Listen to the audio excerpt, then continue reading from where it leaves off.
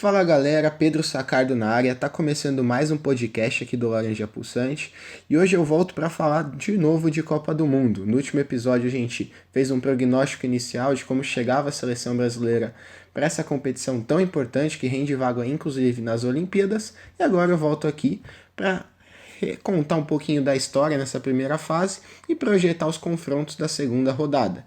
E para isso eu trago um convidado muito especial, ele que já participou uma vez de nossos programas, Caio Gaspareto, do Camisa 23. Fala Caio, beleza? Fala Pedrão, beleza? Boa noite aí pra galera que tá ouvindo também. Bom dia, boa tarde, boa noite. Agradeço o convite, sempre uma honra poder participar aqui do Laranja Pulsante. Vamos falar um pouco dessa seleção que está surpreendendo, acho que até os mais otimistas aí, talvez, né, digamos assim, chega completamente embalada para essa segunda fase num grupo que também não vai ser fácil, que já não tem sido no primeiro, né, apesar de a gente ter ganho os 3 primeiros jogos, mas tem um segundo grupo aí com pedreira também nesse novo regulamento da FIBA que ficou meio confuso, mas a gente está se virando aqui para entender enquanto o campeonato vai rolando. Obrigado pelo convite e vamos que vamos. Que é isso, Caio, eu que agradeço você aceitar participar de nosso podcast. Então vamos lá, Caio, você comentou um pouquinho já da surpresa que o Brasil tem aprontado nessa primeira fase. No último podcast eu gravei com o Lucas Guanais, você conhece bem, amigo nosso aí de longa data. E a gente comentava que o Brasil tinha perspectiva sim de passar de fase, principalmente depois do torneio de Lyon na França, né? O time já tinha apresentado uma evolução e isso ficou evidenciado agora nessa primeira rodada.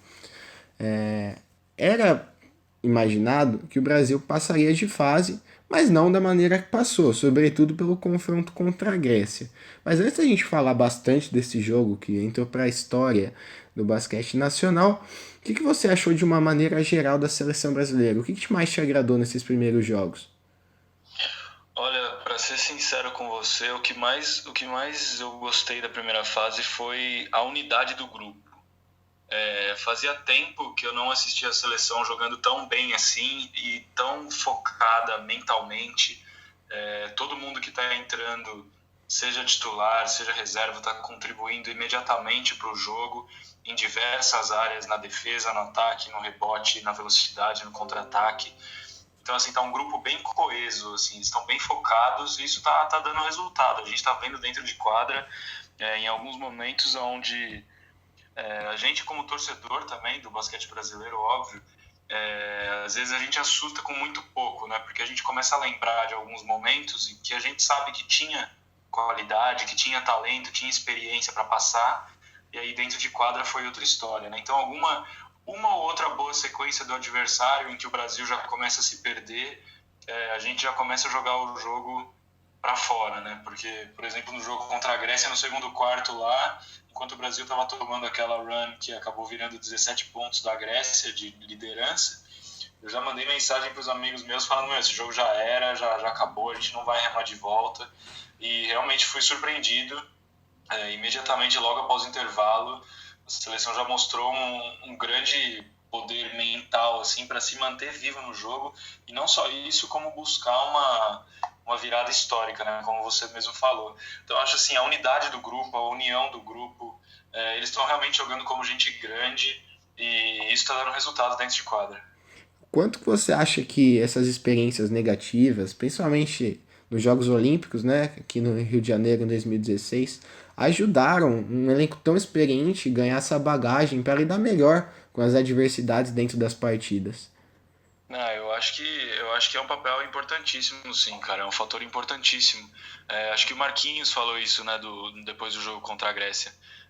Essa entrevista me marcou bastante porque ele fala: cara, a gente tem campeão de NBA aqui, a gente tem campeão de Euroliga, campeão de Paulista, campeão de NBB, Intercontinental. Ele mesmo com o Flamengo dispensa comentários o currículo dele, né? Então é uma seleção extremamente calejada, cara, que já passou por tudo, né? Você tem caras aí com mais de décadas na seleção, Varejão com 5 Copas do Mundo. É uma seleção calejada já e sabe o que vai enfrentar pela frente, né? E como o próprio Marquinhos falou, cara, a gente não deve nada para ninguém. Quem tá lá não deve nada para ninguém. A gente tem um ótimo currículo. Então parece que eles finalmente isso entrou na cabeça, né? E o grupo está jogando realmente como consegue jogar, no melhor potencial que eles têm reunidos, assim. E é interessante ver também, né, que muito se falou, a maior parte das críticas em cima da lista final do Petrovic foi em relação à média de idade, né? Um elenco com uma média de idade alta, jogadores que vão para sua segundo, terceiro, às vezes até quarto ciclo olímpico de Copa do Mundo também, e muito se criticou a falta de um rejuvenescimento, a preocupação de quão intenso o time poderia ser nos jogos, né? A gente sabe que a gente está tratando de uma Copa do Mundo, um campeonato do mais alto quilate, adversários extremamente qualificados, e o time tem apresentado uma intensidade interessante nesses jogos, né? Não tem tido uma queda de rendimento acentuada, principalmente no final das partidas, quando isso poderia acontecer por causa dessa idade mais elevada. Então, eu acho que a renovação está sendo feita dentro do possível, né? A gente tem alguns nomes bem jovens na seleção, Iago, Didi, o próprio Felício. Tem alguns nomes que ficaram de fora também que serviriam para baixar um pouco mais essa média de idade, por exemplo, o Raulzinho lesionado, o Lucas Bebê eu também tô louco para ver na seleção, mas infelizmente não está conseguindo se manter saudável. Mas assim, os nossos veteranos são talentosos, são extremamente experientes, com carreiras aí consolidadas e no basquete mundial, não só NBA como Europa, e aqui no NBB também, por que não, né? Então, assim, se a gente sabe que a gente tem talento, eu não me incomodo nem um pouco com uma média de idade altíssima se esses caras jogarem o que eles estão jogando, sabe? Então, eu acho que agora, depois que... É claro que as críticas aconteceram, eu também peguei em cima de alguns nomes aí, o Rafa Luz principalmente, e tá todo mundo calando a boca, assim, não só a minha, mas de muita gente. Teve muita gente que mordeu a língua. O Rafa Luz tá jogando muito bem no Mundial, sabe, segurando o rojão quando precisa. Então, assim, eu não me incomodo nem um pouco se a gente tiver uma média de idade altíssima e os caras renderem tudo que tem para render, sabe? Deixar tudo dentro de quadra. E é isso que tá acontecendo, é isso que a gente tá vendo. Você tocou no nome do Rafa Luz, né? Eu acho que muita gente, quando foi divulgada a lista, imaginava que ele poderia ser um dos três cortados, né? Em relação àquele primeiro grupo de 15 atletas que foram para Goiânia, participar de um período de treinamentos, de amistosos. Muita gente criticou e ele já desde o confronto contra a Nova Zelândia mostrou seu valor, né? Aquele jogo, o Brasil não iniciou bem a partida, sofreu muito com os contra-ataques dos irmãos Webster, não conseguia ter o controle das ações, não conseguia construir as jogadas de uma maneira mais cadenciada, o que permitia essas saídas em velocidade do adversário. Mas no terceiro e quarto o Brasil destoou, né? Liderado pelo Rafa Luz e pelo Alex, que saíram muito bem do banco de reservas, conseguiu ali estrear com vitória, o que é muito importante no campeonato de tiro curto. A estreia contra a Nova Zelândia era a chave. Só para tocar um pouco na situação do Rafa, eu critiquei bastante, sim, até no podcast do Camisa 23 que a gente gravou antes do Mundial começar. Eu lembro de ter falado que eu achava, né, na época, que o Rafa ia ser o jogador do grupo que menos fosse ter tempo de quadra. E isso se provou o contrário logo de cara. Logo no primeiro jogo ele saiu de titular, até porque eu acho que o Alex sentiu a lesão, né? Então o Petrovic teve que improvisar, assim, colocar um cara mais cerebral, que valoriza a defesa. Então, assim, o Rafa tá calando minha boca, graças a Deus, ainda bem, porque tá dando muito resultado. E ele parece ser um homem de confiança também do Petrovic, né? Um cara que faz o que for preciso dentro de quadra, é um cara que cadencia muito bem o jogo, com ótima bagagem no basquete internacional também, enfrentando jogadores que são companheiros de time dele, que então ele sabe, tem ali um conhecimento das características de cada um, de cada time também. E tem sido crucial para essa seleção. É engraçado, como eu falei antes, né? Tem sido um trabalho coletivo incrível, assim. A gente pode passar metade do episódio aqui analisando individualmente cada peça, porque todo mundo que está entrando está contribuindo. Fazia tempo que eu não via isso, assim, se a gente não tem uma dependência de um jogador ou outro, todo mundo que está entrando está fazendo sua parte e lá no final tá dando resultado demais. E é interessante a gente ver que o Petrovic preza muito pelo sistema defensivo, ele deixa isso bem evidente nas escalações iniciais dos jogos. E o Rafa Luz é um jogador que seu ponto mais forte é a solidez defensiva, um jogador de muito combate na defesa, de bom posicionamento, agressividade nos rebotes, mas que ao longo da carreira não apresenta um basquete assim ofensivo com grande repertório, como tem o Huertas, o Iago, que nesse sentido tem mais a oferecer para a seleção brasileira. Mas nesse jogo já, e também nos outros, o Rafa conseguiu dar uma contribuição efetiva no ataque, né? Ele atuou ali como foi uma espécie de um desafogo ofensivo nos momentos em que os outros jogadores tiveram uma marcação mais apertada também. O Rafa foi cirúrgico, né? Foi até um pouco injusto aquele lance da antidesportiva dele contra a Grécia, porque foi como se aquele lance tivesse apagado toda a atuação dele, não só contra a Grécia, mas também contra a Nova Zelândia, né? Ele tá muito bem na competição, é um cara que é confiável assim no ataque. Como você já falou, ele não tem o melhor jogo ofensivo do mundo, ele não é um cara para carregar o seu ataque, mas se você precisar de uma bola de três para desafogar, se ele ficar livre, ele vai chutar e ele tem confiança no arremesso. Ele também tem a bola de três para salvar, assim, digamos assim, se a defesa permitir. E tá fazendo a sua parte, né? No torneio de Lyon ele estava machucado, não foi muito utilizado, ficou fora do torneio inteiro, e não, até isso também me pesou na minha fala de que eu comentei que eu achei que ele ia ser o jogador que menos fosse entrar em quadra. Mas aparentemente ele não era nada muito sério, né? Ele tá 100% fisicamente, aparentemente, e tá contribuindo bastante. Eu vejo dois aspectos bem importantes de relembrar nesse confronto contra a Nova Zelândia, que além da força mental, né, de superar um adversário que vinha se comportando melhor dentro da partida, estrear com a vitória, mas também que depois daquele jogo, o Brasil não sofreu mais com a defesa em transição.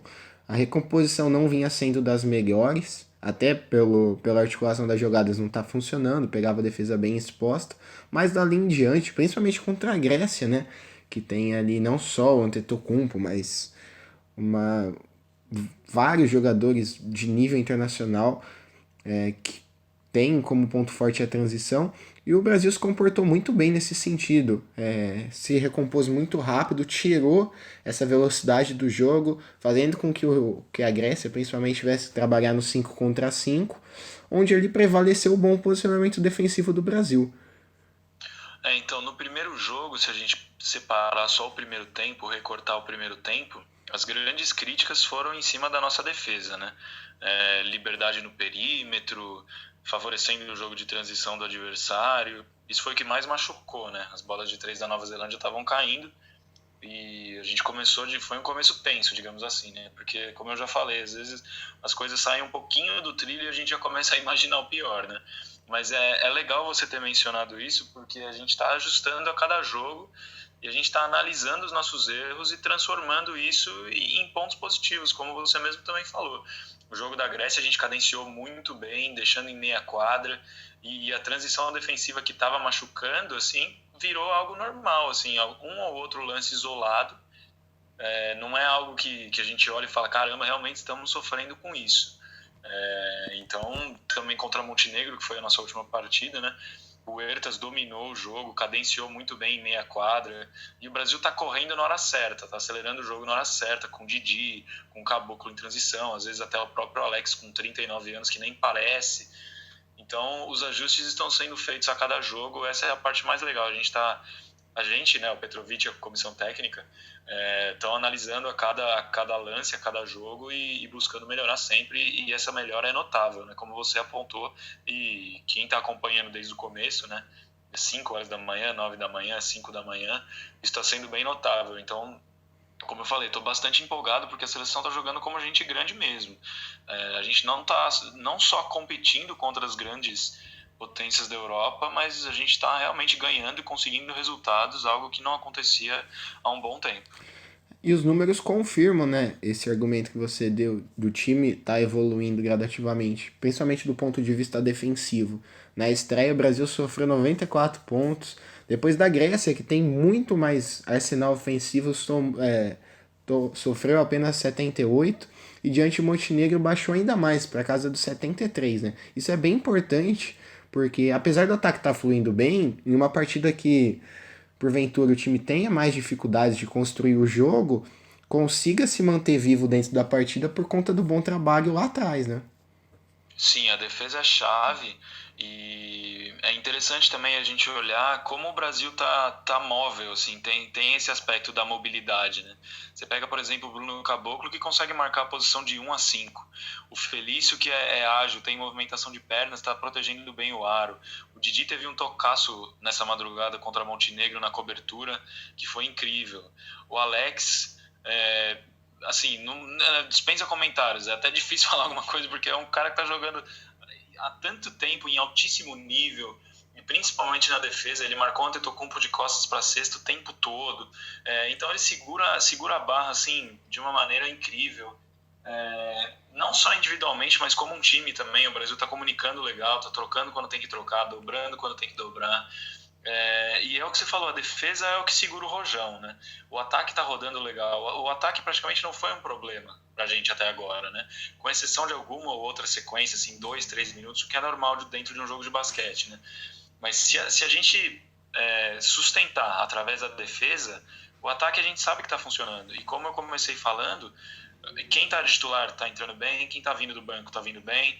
Então o ataque tá lá garantido. Se a defesa for arrumada, o que aparentemente já foi, é claro que tem muita coisa pela frente, cada jogo é um jogo, mas os ajustes estão sendo feitos. A gente está vendo isso assim a olho nu.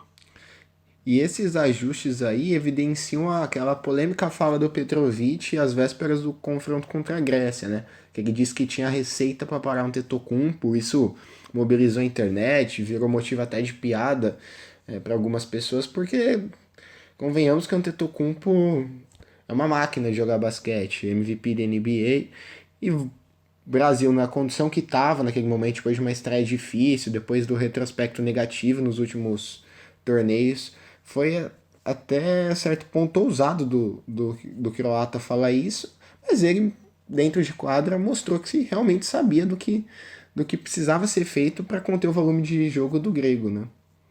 Ele bancou o que ele disse, né? Graças a Deus. O Petrovic tem esse lado meio personagem também, né? Ele é meio falastrão, digamos assim. Mas se ele pode falar o quanto que ele quiser, enquanto a seleção estiver contribuindo e retribuindo, né, a fala dele dentro de quadra. Contra a Grécia também teve um fator que o Antetokounmpo teve problemas de faltas, né? Então ele acabou até ejetado da partida com 5. Mas a gente fez um trabalho incrível na meia quadra, limitou a transição, que é o principal ponto forte dele, e aliado isso ao tempinho que ele teve, ao tempinho extra, né, digamos assim, que ele teve que ficar no banco de reservas, o resultado foi ótimo. A gente praticamente jogou, digamos assim, a gente praticamente jogou contra a Grécia sem o Antetokounmpo, né, porque ele não foi um fator no jogo. E isso é muito difícil de você limitar. E falando tanto de basquete FIBA como no NBA, que ele é o atual MVP, é muito difícil você enfrentar o Giannis Antetokounmpo e ele não te machucar, sabe? Ele não fazer você sofrer, ele não fazer você pagar só pelo simples fato de dele estar do outro lado, sabe? E contra o Brasil foi isso. Parecia que ele não estava em quadra, a gente não falou, não teve aquele momento do jogo que a gente olhou para a TV e realmente falou, ó, meu Deus, o Antetokounmpo tá do outro lado, o que a gente faz? Tava realmente sob controle. E realmente o Petrovic bateu muito nessa tecla de como parar o Antetokounmpo e realmente funcionou, né? A gente viu com os próprios olhos. É, muito se discutiu como ele poderia ter fazer isso, né? Até conversando com o Guanais no último episódio, o Guanais citou ali 3 possíveis estratégias, realizando dobras em cima do Antetokounmpo, ou deixando ele pontuar, mas tirando o volume dos outros jogadores. Aí ele poderia fazer 50 pontos, desde que o time não acompanhasse ali sua produção ofensiva, seriam menores problemas. Ou, enfim, diversas maneiras, né?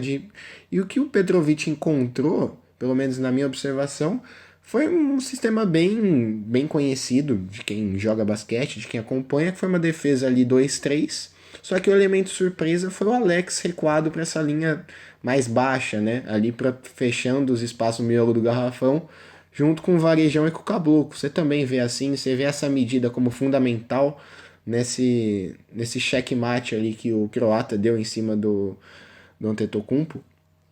Claro, eu enxergo sim. A principal arma para você parar o Antetokounmpo é tirar o jogo de garrafão, né? Tirar as infiltrações. Ele tem uma envergadura monstruosa, então ele atacando o aro é realmente o que você tem que evitar em primeiro lugar, né? Essa zona 2-3 ela abre espaço para os chutadores, né? E no segundo tempo do jogo contra a Grécia, o aro fechou para os europeus, assim, a bola não estava caindo de jeito nenhum. E justamente no segundo quarto, que a Grécia viveu o seu melhor momento no jogo e abriu a maior liderança, foram quando as bolas de três estavam caindo, principalmente do Nick Calates, agora lembrando. Então, assim, a bola do perímetro parou de cair no segundo tempo, e é o que você falou, o time não, os coadjuvantes, digamos assim, os não Antetokounmpos, não contribuíram no jogo, assim, não, a gente abriu o jogo para eles, sabe? E eles não conseguiram contribuir. Esse foi o grande fator. E o Brasil crescendo, não parava de crescer na partida, e no final o resultado a gente viu.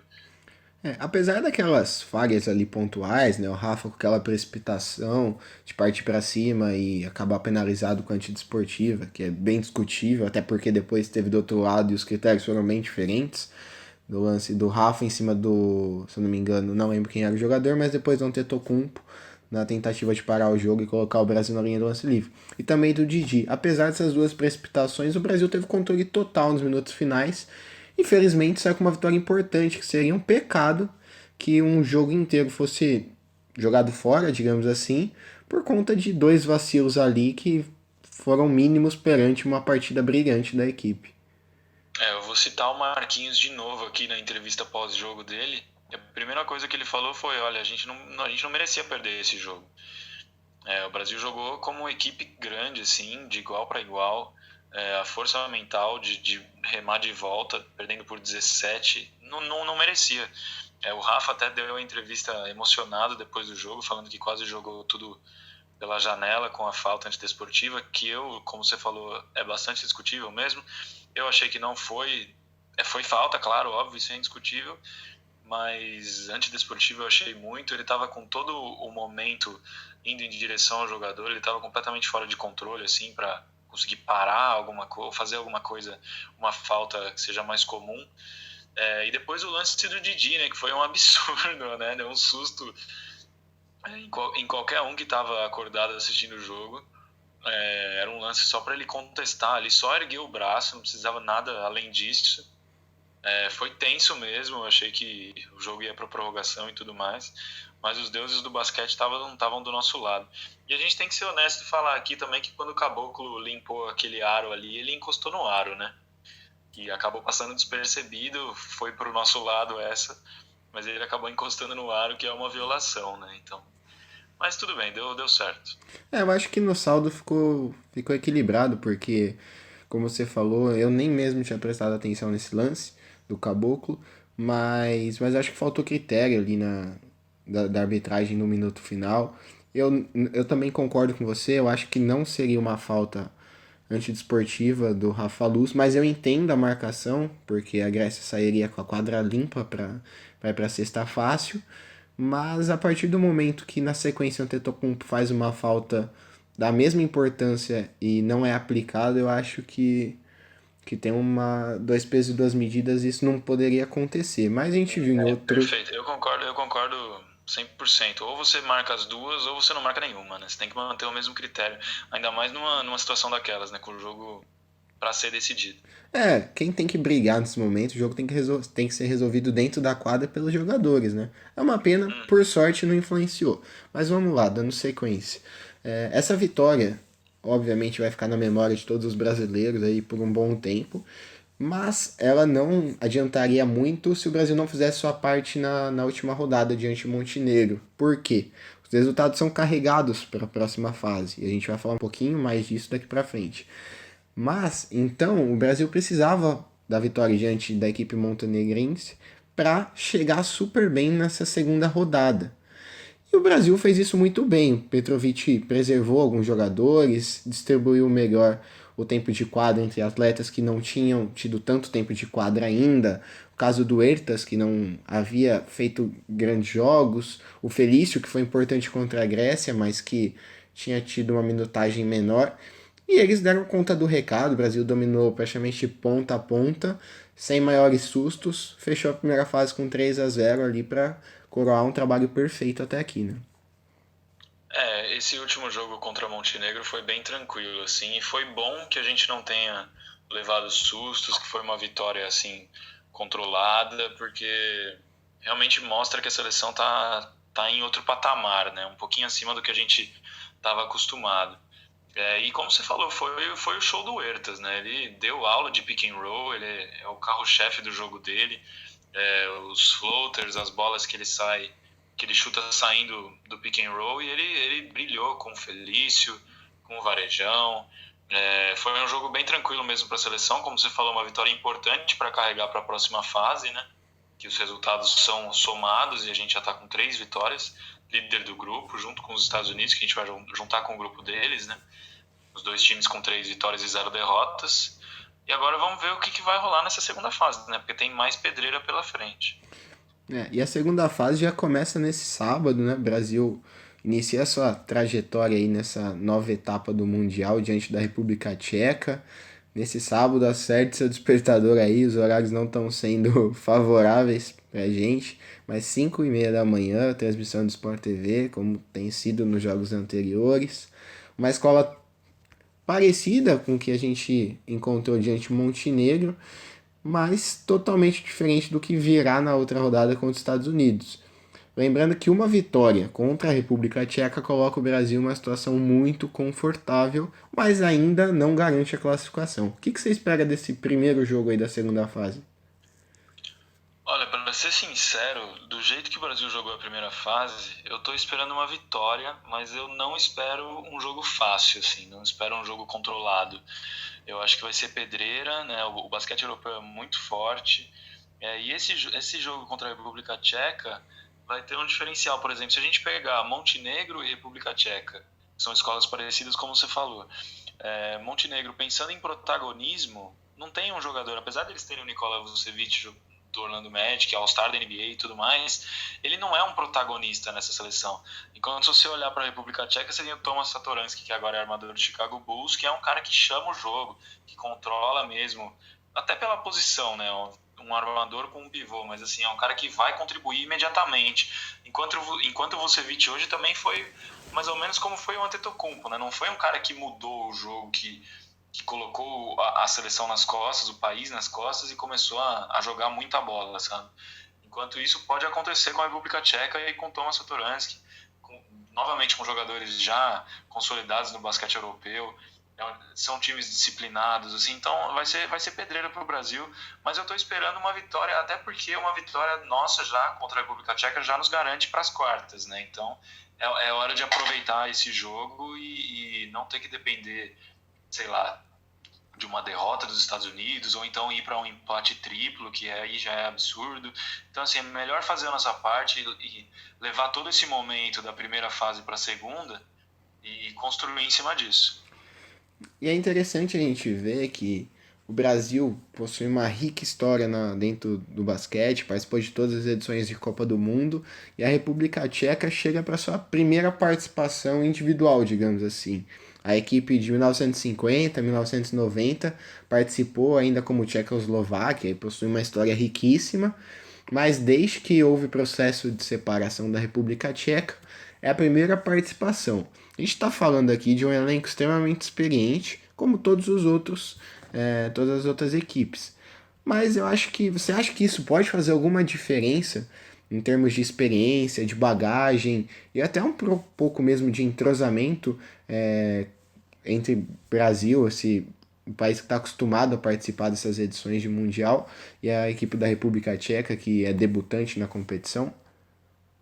Não, eu acho que não, porque apesar da equipe do país ter uma história recente aí, eu acho que são jogadores já consolidados também. Então acho que isso não vai acabar entrando dentro de quadra, sabe? Eu acho que esse fator não vai influenciar no resultado. E outra, eu acho que assim é uma seleção que também vem num bom momento, né? Porque teoricamente, se a gente parar para pensar assim, analisar, antes do Mundial começar, ninguém colocaria a República Tcheca na segunda fase. Eles ganharam da Turquia num confronto direto que sacramentou a classificação, e a Turquia quase ganhou dos Estados Unidos. Só não ganhou por causa dela mesma, porque teve 4 lances livres desperdiçados ali nos momentos finais, e com mais até poder de NBA do que a República Tcheca, com Furkan Korkmaz, Cedi Osman, o Ilyasova, jogadores consolidados também da NBA. Então, assim, teoricamente a República Tcheca não era nem para estar aqui, né? Então é um time que também cresceu muito ao longo da competição e assim como o Brasil chega num bom momento para essa segunda fase. É. A República Tcheca é um dos países, como você mesmo disse, que assim como o Brasil surpreendeu, né? Muita gente apontou outros grupos como grupos da morte, digamos assim, mas o grupo que a República Tcheca estava, o grupo E, não era nada fácil, né?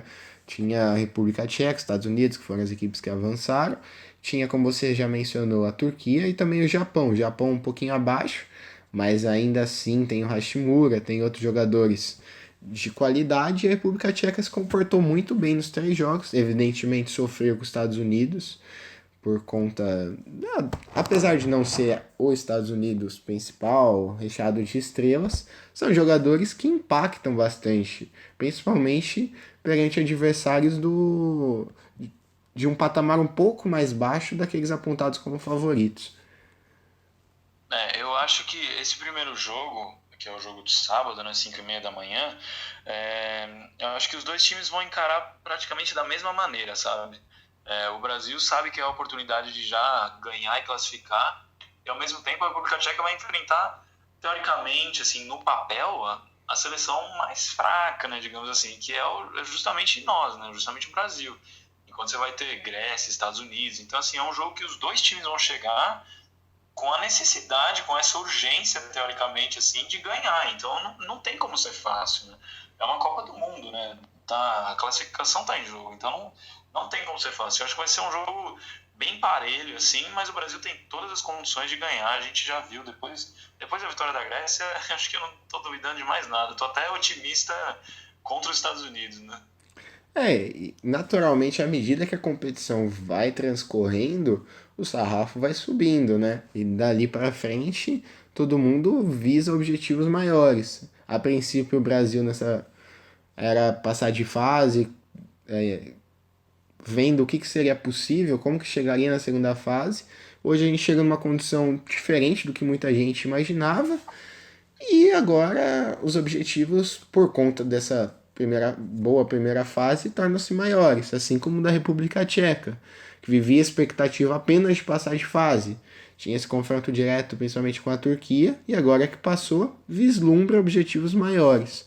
Realmente, daqui para frente não tem mais coitadinho. Daqui para frente são confrontos decisivos e apesar de uma derrota não eliminar, uma derrota pode comprometer muito porque, como a gente já mencionou, na segunda-feira o confronto é contra os Estados Unidos. E aí é um pouco mais complicado, se bem que ganhamos da Grécia, que é uma equipe que é apontada por algumas pessoas como possível candidata a desbancar os Estados Unidos nessa hegemonia que a equipe norte-americana tem nos últimos anos. O ideal é garantir essa classificação no final de semana mesmo, com a vitória contra a República Tcheca, porque se depender do jogo contra os Estados Unidos, aí o buraco é mais embaixo, né? É claro que tem uma perspectiva otimista, né? Porque por dois fatores. Primeiro, pela nossa seleção estar em um ótimo momento, e também, segundo, porque esses Estados Unidos é um dos, por mais que ainda seja muito forte, todos os jogadores de NBA, All-Stars e tudo mais, esse é um dos piores Estados Unidos, se não o pior Estados Unidos desde, sei lá, 2006, sei lá, anos, décadas atrás. Então, assim, eles já mostraram, e os adversários também mostraram, que esse time é batível. A Austrália ganhou um amistoso contra eles, a Turquia teve a faca e o queijo na mão para ganhar e não ganhou no detalhe. Então, assim, dá para jogar de igual para igual. Se o Brasil fizer um jogo praticamente perfeito, como foi, por exemplo, o segundo tempo contra a Grécia, dá para a gente competir. Mas o ideal é não precisar disso. O ideal é já encaminhar a nossa classificação mesmo, aproveitar o momento e já aproveitar que a gente pega, teoricamente, o adversário mais fraco, né, no primeiro jogo. Então é uma oportunidade que não deveria ser desperdiçada. Mas como a gente já falou também, não vai ter moleza do outro lado, não. E interessante a gente ver que, caso a gente saia de quadra vencedor no sábado, na segunda-feira a gente tem a oportunidade de entrar em quadra com uma situação mais confortável. Até porque a gente vai vivenciar uma experiência nova nessa Copa do Mundo. Os times que a gente enfrentou na primeira fase, assim como o Brasil também tem como característica são equipes que trabalham de uma maneira mais coletiva, um sistema de jogo mais organizado. E os Estados Unidos, natural, é totalmente diferente disso. É liderado por jogadores ali da NBA, então, por conta dessa característica, estão ambientados numa liga extremamente competitiva, mas uma liga individualista, de muito jogo de um contra um, de infiltração, de pick and roll para procurar jogadas de mismatch. Isso pode ser um pouco perigoso pelo vigor físico, né? São jogadores fortes, móveis. Isso pode machucar um pouquinho, então seria interessante chegar nesse confronto já mais com a situação resolvida, né? Seria legal, num cenário ideal, né, a gente enfrentaria eles com o regulamento embaixo do braço, né, já classificado, não precisando do resultado e tudo mais. Mas é um time, como você falou, longe de ser o principal, mas é um time ao mesmo tempo interessantíssimo, né, com muita opção defensiva.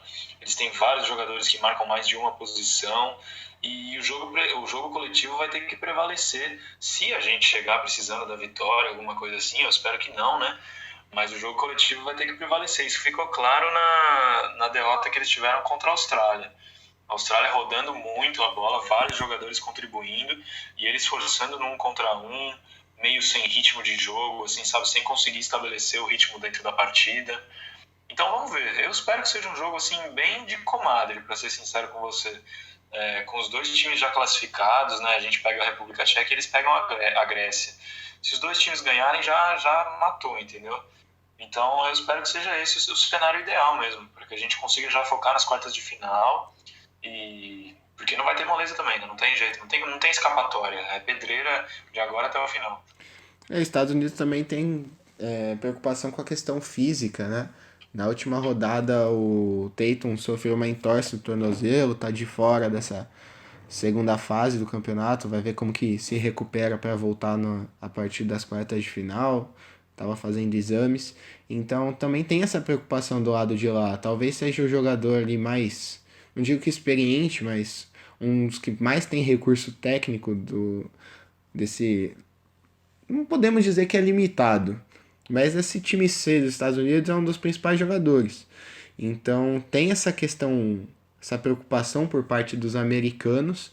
Então, se chegar numa situação de das duas equipes estarem classificadas, eu acho que realmente os dois times vão tirar um pouco do pé. Claro que vai haver um pouco de competitividade, porque a definição do primeiro colocado pode mudar o cruzamento a partir da fase de mata-mata, mas tem toda essa questão de se preservar, até porque é um campeonato de tiro curto.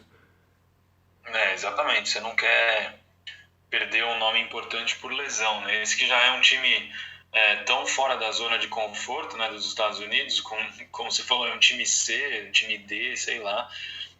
Então eles não podem se dar ao luxo de perder uma das peças importantes, assim, um cara que é titular sem dúvida. Então talvez seja um jogo ali de poupar jogador, dar uma minutagem, uma rotação ali alternativa, alguma coisa assim, mas sempre pensando na vitória, né? Porque pode mudar o chaveamento, você pode pegar um adversário mais fraco. Mas assim, espero que os dois times já cheguem classificados mesmo e que não seja um jogo crucial assim para nenhum dos dois lados. O ideal, o cenário perfeito seria esse. Eu vou relembrar aqui como que tá o chaveamento, já que a gente tocou nesse ponto. O Brasil agora, por ele ter classificado em primeiro, o primeiro e o segundo colocado do grupo do Brasil se juntaram com os dois primeiros classificados do grupo Estados Unidos e formaram o grupo K. O primeiro colocado do grupo K enfrenta o segundo colocado do grupo L, que são equipes que na primeira fase integraram o grupo G e H. Portanto, se ficar em primeiro lugar, provavelmente o Brasil evitaria a Sérvia logo de cara. Isso é muito importante. Nesse cenário ainda, o Brasil poderia cruzar com outros adversários qualificados, né? A gente já comentou que não dá muito para escolher, como Lituânia, Austrália, que já venceu os Estados Unidos, como você mesmo disse. Então, assim, não tem como escolher adversário. Mas talvez fugir da Sérvia nesse primeiro momento é interessante, né? Parece ser a equipe mais forte até agora. A Sérvia, na minha opinião, é o grande candidato aí a desbancar os Estados Unidos, né? Quanto mais a gente conseguir evitar, é melhor. Mas como você falou, são várias seleções. O basquete, na verdade, o basquete mundial, ele tá num nível... se você consegue citar aí umas 6, 7 seleções que estão em altíssimo nível. Claro, incluindo os Estados Unidos, que é desproporcional, mas enfim, você consegue pegar várias seleções europeias aí, até daqui da América do Sul também, Brasil e Argentina, que estão num nível muito parelho. Então, assim, do jeito que tá, como tá indo bem, eu consigo imaginar o Brasil jogando de igual para igual com todas essas potências aí. Austrália, Lituânia, Espanha, que a gente não citou até agora, a Sérvia até dá para se jogar muito, assim, dá para jogar de igual para igual. Só que, como você falou, não tem caminho fácil. É Copa do Mundo, você vai enfrentar pedreira atrás de pedreira, fase seguinte após seguinte. E é assim que tem que ser, né? Os caras sabem disso melhor que a gente. Quem tá lá sabe disso melhor que a gente. Tá enfrentando esses nomes aí durante a carreira inteira, né? Até porque, mais além, né, do título da competição, tá em jogo também duas vagas diretas para as Olimpíadas, né? Muito importante, porque os países da América têm se comportado muito bem, Argentina, Venezuela, Estados Unidos, Porto Rico, República Dominicana, todos classificados para essa segunda fase, e só dois vão de maneira direta para as Olimpíadas. Então, além da competição em si, está em jogo também duas vagas olímpicas. Sim, tem essa briga também, que você lembrou muito bem. E como assim, né, como na Europa, né, o basquete aqui na América do Sul e nas Américas está muito forte, né? Você citou todas as seleções aí que são extremamente parelhas também, e nem essa vaguinha para as Olimpíadas aí vai ser fácil, né? Tem muita gente boa e vai ser uma briga mesmo, uma briga de cachorro grande. E se não ficar com a gente, vamos para a Copa América, para o Pré-Olímpico, que a gente tem total condição de classificar também. Bom, cara, acho que deu para dar uma repassada geral, né? A gente comentou um pouquinho da caminhada até agora da seleção brasileira, apresentamos os próximos adversários da seleção, todas as nossas expectativas em cima desses jogos, o que precisa ser feito, todos os pontos positivos que, se forem mantidos, nos dá a condição de desempenhar um bom papel nessa segunda rodada e sonhar com uma vaga nas quartas de final da competição. Eu queria agradecer sua participação aqui mais uma vez, você sempre é bem-vindo no nosso programa e deixar um espaço para que você dê seu recado final, fale um pouquinho do seu trabalho, se apresentar também para o público, para quem não te conhece, não conhece o Camisa 23. O espaço é todo seu. Fechou, Pedrão. Valeu o convite mais uma vez. Bom, eu estou desempenhando meu trabalho lá no Camisa 23, né, o arroba camisa_23 no Twitter, no Facebook e no Instagram. É um projeto de redes sociais que não se limita só às redes sociais, mas a gente também tem o nosso podcast, sempre procurando por Camisa 23 aí onde você gostar de ouvir, no Spotify, nos agregadores, no iTunes, enfim, onde você mais gostar. E é isso, eu acho que deu para a gente dar um bom panorama também, analisando o que aconteceu e o que ainda está por vir, né? As expectativas estão altas, né? Relembrando aqui, sábado, 5h30 da matina contra a República Tcheca. E segunda, 9h30, é isso? Segunda, 9h30 Isso. contra os Estados Unidos. Não são horários favoráveis, né? 9h30 dá para encarar tranquilo, mas 5h30 da manhã, aproveita o final de semana aí, dá para dar uma desregulada no sono. E vamos que vamos aproveitar esse momento porque tá legal. Fazia tempo que a seleção não jogava tão bem assim, né? Então vamos aproveitar. Até porque pode ser o último ciclo olímpico ali de muitos atletas, né? Então bate aquela nostalgia de ver toda essa caminhada que eles tiveram com a camiseta da seleção brasileira, poder se despedir em grande estilo.